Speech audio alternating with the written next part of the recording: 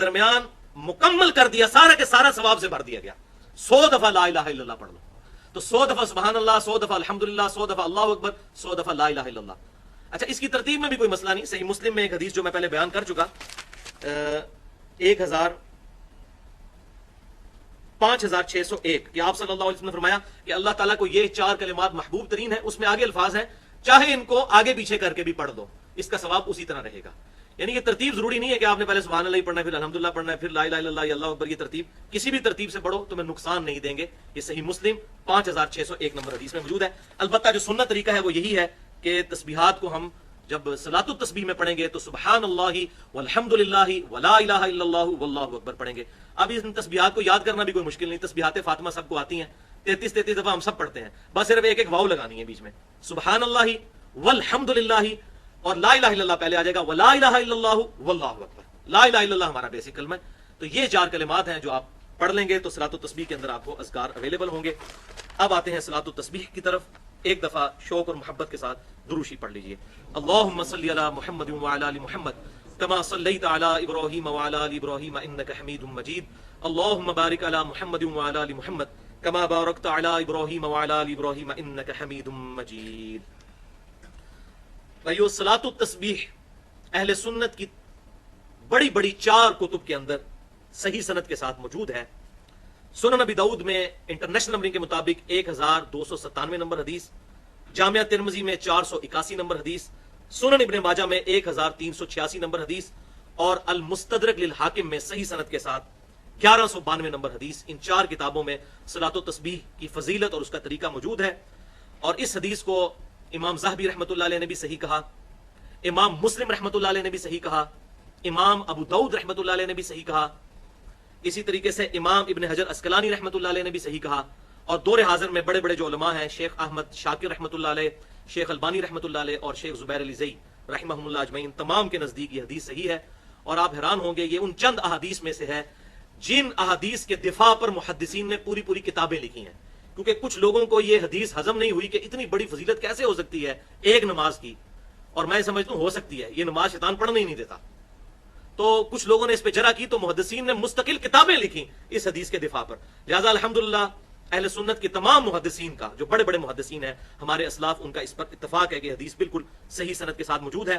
اور خصوصاً امام ابو حنیفہ رحمۃ اللہ علیہ کے جو شاگرد خاص ہیں، اور امام بخاری رحمۃ اللہ علیہ کے دادا استاد ہیں سیدنا عبداللہ ابن مبارک رحمۃ اللہ علیہ المتوفی 181 ہجری، جو بہت بڑے محدث ہیں، وہ اس حدیث جو صلاۃ التسبیح ہے اس کی کافی وہ ڈیفینڈر ہیں، اور اس کے سارے مسائل جامعہ ترمذی میں ان سے نقل کیے گئے ہیں۔ امام ترمذی نے ایک واسطے سے، وہ امام ترمذی کے بھی پردادا استاد ہیں، کیونکہ امام بخاری امام ترمذی کے استاد ہیں، اور عبداللہ ابن مبارک امام بخاری رحمۃ اللہ علیہ کے دادا استاد ہیں، بخاری اور مسلم میں ان سے احادیث ہیں۔ لہٰذا 481 نمبر حدیث جامعہ ترمذی میں عبداللہ ابن مبارک سے لی انہوں نے سارے مسائل صلاۃ التسبیح کے سمجھنے کے لیے، وہ آج انشاءاللہ ساتھ ڈسکس بھی ہو جائیں گے۔ بھائیو، امام کائنات سید الاولین والآخرین شفیع المذنبین رحمۃ للعالمین سیدنا و مولانا امام اعظم محمد رسول اللہ صلی اللہ علیہ وسلم نے اپنے چچا عباس ابن عبد المطلب رضی اللہ تعالی عنہ کو مخاطب کر کر ارشاد فرمایا۔ حدیث کا ریفرنس میں پہلے دے چکا 4 کتابوں سے، اب ورڈ بائی ورڈ، لفظ بائی لفظ میں یہ الفاظ پڑھنے لگا ہوں تاکہ آپ کو اس کا ٹیسٹ بھی فیل ہو۔ آپ صلی اللہ علیہ وسلم نے اپنے چچا سے فرمایا، چچا جان، کیا میں آپ کو کچھ عنایت نہ کروں؟ کیا میں آپ کو کوئی تحفہ پیش نہ کروں؟ کیا میں آپ کو اس عمل کی وجہ سے 10 خصلتوں والا اچھا انسان نہ بنا دوں؟ یہ 10 خصلتیں اس میں آ جائیں گی، جوڑوں کی شکل میں 5 جوڑے آئیں گے اور وہ 10 خصلتیں بن جائیں گی۔ میں گنتا جاتا ہوں۔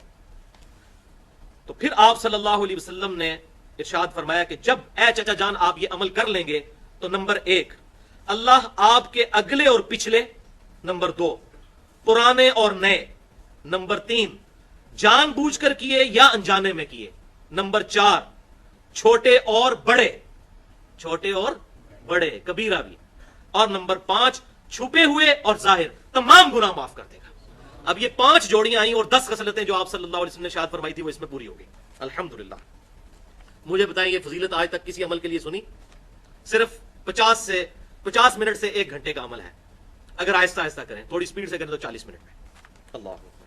پھر آپ صلی اللہ علیہ وسلم نے ارشاد فرمایا، چچا جان 4 رکعتیں اس طرح ادا کریں نفل نماز کی کہ ہر رکعت میں سورۃ الفاتحہ اور 1 سورت پڑھیں، اور جب آپ قرات سے فارغ ہو جائیں تو قیام کی حالت میں یہ کلمات 15 دفعہ پڑھیں۔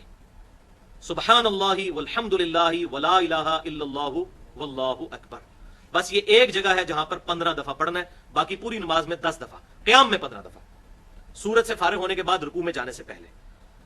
फिर आप रुकू में जाएं और रुकू में इन्हीं कलिमात को 10 मरतबा दोहराएं, फिर रुकू से उठ जाएं और 10 बार यही कलिमात पढ़ें, फिर सजदे में जाएं और इन कलिमात को 10 दफा पढ़ें, फिर सजदे से सर उठाएं, यानी दोनों सजदों के दरमियान जो जलसा है उसमें 10 मरतबा पढ़ें, फिर दूसरे सजदे में जाएं और उसमें 10 मरतबा इस तस्बीह को पढ़ें, फिर सजदे से सर उठाएं और क़याम में जाने से पहले यानी जलसा इस्तराहत के अंदर दूसरे सजदे के बाद फिर बैठ जाएं, जो हम बैठते हैं, लेकिन आम नमाजों में उसमें कुछ तस्बीहात नहीं पढ़ी जाती, लेकिन सलातो तस्बीह में उस दूसरे जलसा इस्तराहत में ये 10 दफा पढ़ेंगे। तो ये कुल एक रकत में 75 मरतबा हो जाएंगे।